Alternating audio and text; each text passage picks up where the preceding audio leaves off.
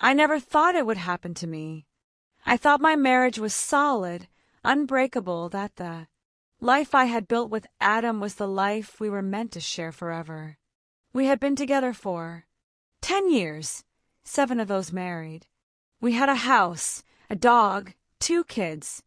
Everything was supposed to be perfect. But that day, that one day when everything changed, shattered the world I had spent years building. It started like any other day, a Saturday morning to be exact. I was at home catching up on some housework while Adam was away for a business trip to a nearby city. He was always traveling for work, so it wasn't unusual. Still, something felt off this time. I can't really explain it. Maybe it was the way he was acting before he left, a little distracted, a little distant. He kissed me goodbye, just like he always did, but there was a certain coldness in the air that made me uneasy. I brushed it off, though. I had no reason to believe anything was wrong. I was just being paranoid, I told myself. But then, later that afternoon, I went to his desk to grab some paperwork for the kids' school forms, and I saw something strange. A piece of paper, partially hidden beneath a stack of work emails. It was folded, the edges frayed as though it had been handled many times. At first, I thought nothing of it, but then I saw the name at the top, Rachel Green. I didn't think much of it at first. It could have been an old work contact, but my curiosity got the best of me. I opened the paper, and as soon as I started reading, my heart dropped. It was a letter, a personal letter, not a business one. It started with, "My love, I can't wait to see you again. Every moment with you feels like a dream, and I cherish every minute we spend together." The words were intimate, filled with affection. I felt my breath catch in my throat as I read further. It wasn't just a casual note, it was a love letter to someone named Rachel. From my husband. I stood there, frozen, the paper shaking in my hands. My mind was racing, trying to make sense of what I was reading. I wanted to dismiss it, tell myself I was overreacting, that it was just an old letter, maybe a one-off. But the more I read, the more I felt like the ground beneath me was crumbling. The letter wasn't the only thing. I found more photos, more letters, travel receipts, even flight confirmations, each one linking him to someone else, someone not me. I felt sick, nauseous. How had I not seen it? How could I have been so blind? I didn't know what to do next. The world around me seemed to shift into slow motion. I couldn't just keep reading. I couldn't keep digging. But I had to know more. The questions flooded my mind. Who was Rachel? How long had this been going on? Was he seeing her when we were supposed to be happy, building our life together? I decided I needed answers, and the only way to get them was to confront him. When Adam came home that evening, everything felt wrong. It was like he was walking in on a different version of me, one that was no longer blinded by trust and love. The woman who greeted him was different. I could see the nervousness in his eyes. He knew. I could feel it in the air. He had to know that I had found something. He greeted me with his usual smile, the one he always gave me when he walked through the door, but this time it didn't reach his eyes. It wasn't genuine. "Hey, babe," he said, taking off his jacket, but I didn't respond right away. I couldn't. My mind was racing, my heart pounding in my chest. I needed to say something, but the words wouldn't come. I just stared at him for a moment, taking in the sight of the man I thought I knew. "Adam, we need to talk," I finally said, my voice shaky. He stopped in his tracks, his expression faltering. "About what?" he asked. but I could tell by the look on his face that he already knew. The game was up. He could tell something was wrong. I didn't hesitate anymore. I couldn't. The truth was suffocating me, and I needed to say it. I found the letters, I said, my voice barely above a whisper. I found the letters, the pictures, the receipts from her. I couldn't say Rachel's name. It felt like I was giving her a place in my life, something I wasn't ready to do. His face went pale. "What are you talking about?" he asked, his voice dropping to a low whisper, almost as if he was trying to pretend it wasn't real. "I'm not stupid, Adam," I said, my voice shaking with anger now. "I've been looking at everything. The flight confirmations, the letters. You've been seeing her. You've been seeing Rachel behind my back. How long, Adam? How long has this been going on?" He didn't answer right away. I could see his mind racing, trying to figure out what to say, trying to craft some sort of excuse. But I had already seen enough. I had already uncovered enough to know that the man I had been married to, the man I trusted, had been lying to me. "Lisa," he said, his voice soft, almost pleading. "I'm sorry. I never meant for this to happen. It's complicated, complicated," I repeated, feeling the weight of his words crush me. "You're telling me this is complicated? You've been living a double life, Adam. A second life that I knew nothing about. And now you're telling me it's complicated? How could you do this to me? I didn't want you to find out like this," he said, his voice barely audible. He stepped forward, but I took a step back, unable to let him touch me. I couldn't, not after everything. I never wanted to hurt you. It was a mistake. It was a stupid mistake, and I didn't know how to stop it. "A mistake," I repeated, my chest tightening. "How can you call this a mistake, Adam? You've been seeing her behind my back, lying to me for who knows how long. And you want me to believe this is just some mistake." "I was confused," he said, his voice cracking. "I didn't know how to fix things between us, and I thought I could have both. But I see now that was wrong. I was selfish. I was so stupid." "You think this is just about being selfish?" I shot back, my voice rising with every word.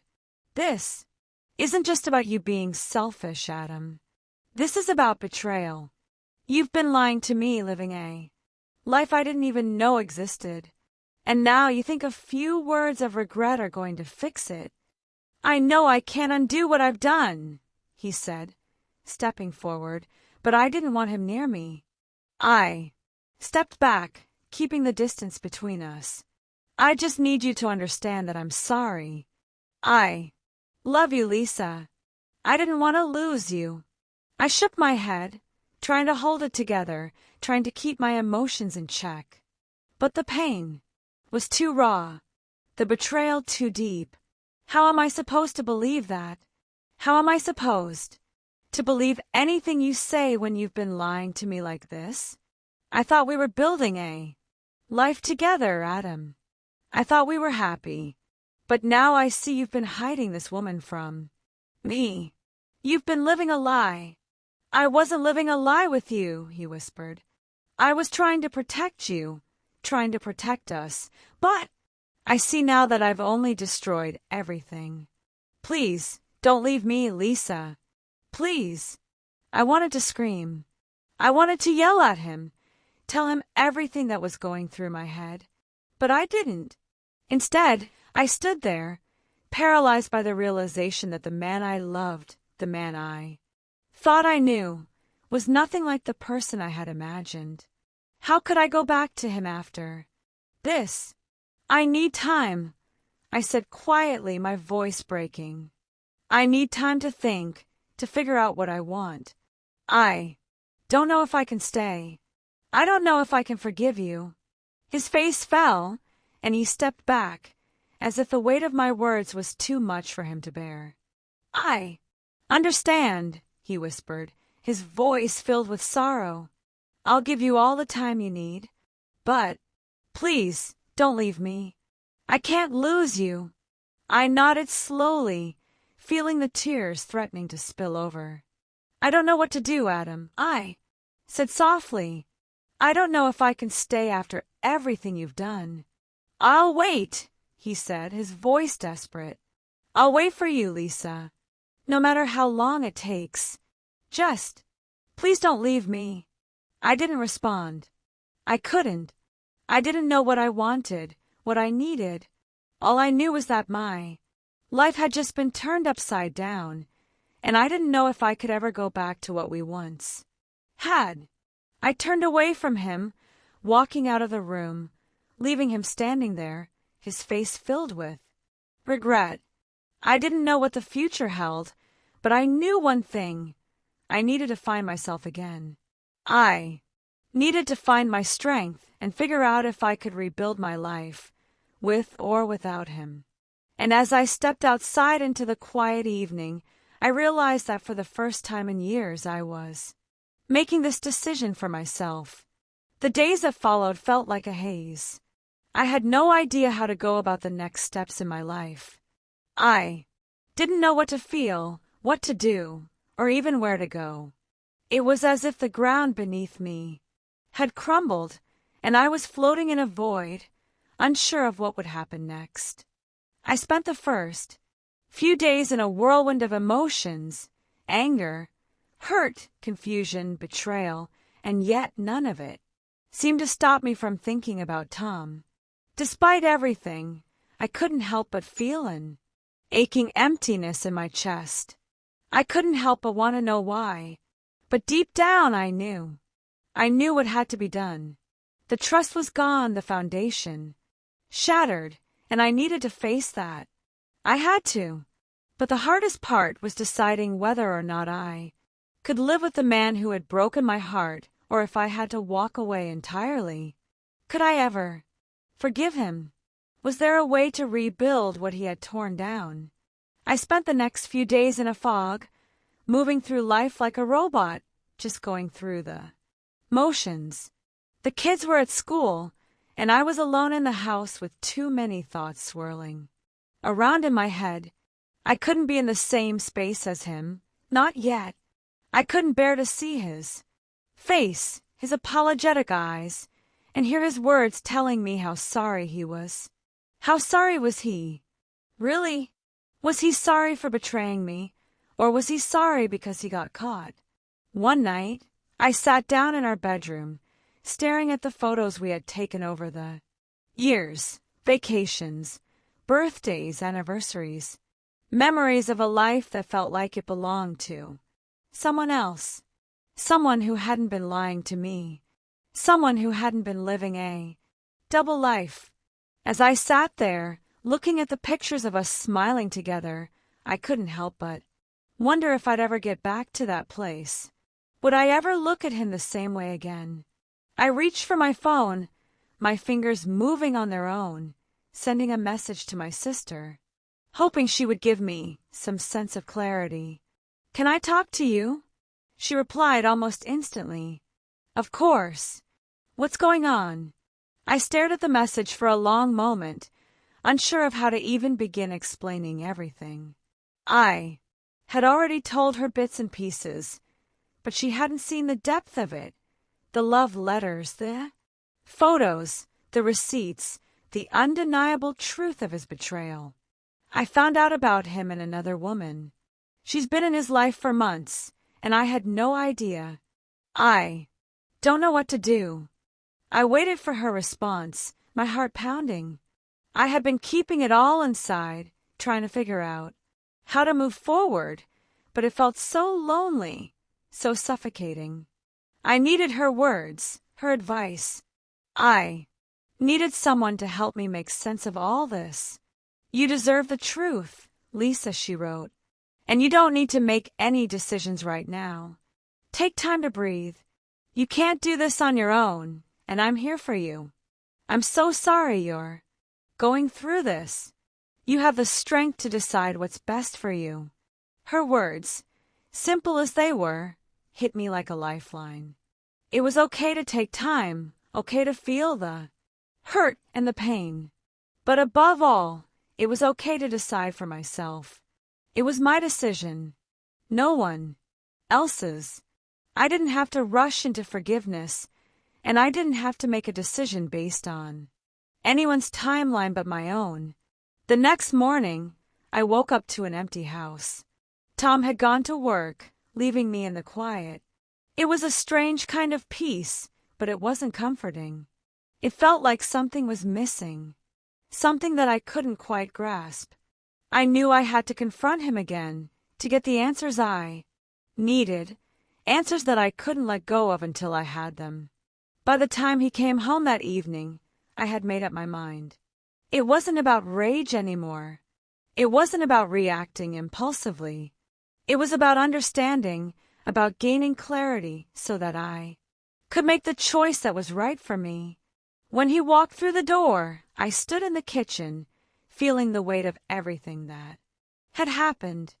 The air felt heavy between us, like there was no turning back from this conversation. I didn't want to look at him, but I knew I had to. "Lisa," he said, his voice tentative, "how are you doing?" I didn't answer right away. I couldn't. His question felt so distant, like he didn't even understand the gravity of the situation. I took a deep breath and finally spoke. "You owe me the truth, Tom. I need to know everything. I can't keep living in the dark. I can't keep pretending like we're fine when you've been lying to me." His face fell, and he looked down, not able to meet my eyes. "I'm sorry," he whispered. "I know.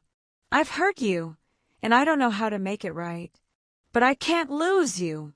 I just need you to understand. It wasn't about you. It was never about you." I took a step toward him, not sure if I wanted to shake him or hug him. "Then what was it about?" I asked, my voice sharp. "What was it about, Tom? You told me you loved me, that I was your everything. And then you were with someone else behind my back. You were lying to me, and I had no idea. How do I come back from that?" "I was lonely," he said quietly. "I don't expect you to understand, but I was lonely and I let it get out of hand. I thought I could handle it, that I could manage both sides of my life. But it wasn't fair to you. I see that now. You thought you could handle it," I repeated, my voice trembling with disbelief. "You thought you could handle having two women in your life, lying to both of us, and it would be fine. How could you be so selfish, Tom?" He stepped closer, his eyes desperate. "I'm sorry. I didn't mean for it to get this far. I didn't want you to find out this way, but now that you know, I'll do whatever it takes. I'll leave her. I'll end it. You're the one I love, Lisa. I can't lose you." I wanted to believe him. I really did. But his words felt hollow. I wanted to feel the way I did before, when I trusted him completely, when our marriage felt like it was unbreakable. But I didn't feel that anymore. I felt like I was standing on the edge of a cliff, unsure if I should jump or turn back. "I don't know if I can trust you again, Tom," I said, my voice breaking. "I don't know if I can ever look at you the same way again. You've betrayed me in the worst way possible. I don't know if I can forgive you. I don't even know if I want to." His face crumpled, and I could see the guilt in his eyes, but it wasn't enough. It wasn't enough to make the betrayal go away, to undo the damage he had caused. "I'll wait," he whispered. "I'll give you the time you need. I'll do whatever it takes, Lisa. Please." The words felt like a weight on my chest. I didn't want to make any decisions right now. I didn't want to rush into anything, because deep down, I knew that whatever I decided next, it would change everything. This wasn't just a bump in the road. This was a full-blown crisis, and I wasn't sure if I could fix it. "I need space," I said softly, my eyes finally meeting his. "I need to figure out what I want, what's best for me. I don't know if I can stay with you. I don't know if I can ever trust you again. But I need to figure that out on my own." He nodded, his face filled with sorrow. "I understand," he whispered. "Take all the time you need. I'll be here when you're ready." I walked away from him then, my heart heavy with the weight of everything. I didn't have all the answers. I didn't know what would happen next. But I knew one thing for sure I couldn't keep: living in this limbo, pretending everything was fine when everything had already fallen apart. For the first time in a long while, I was making this decision for myself. And as scary as it was, as uncertain as the future felt, it was a step toward finding peace, whatever that looked like. And that night, as I lay in bed alone, I realized something important. The power to choose was mine.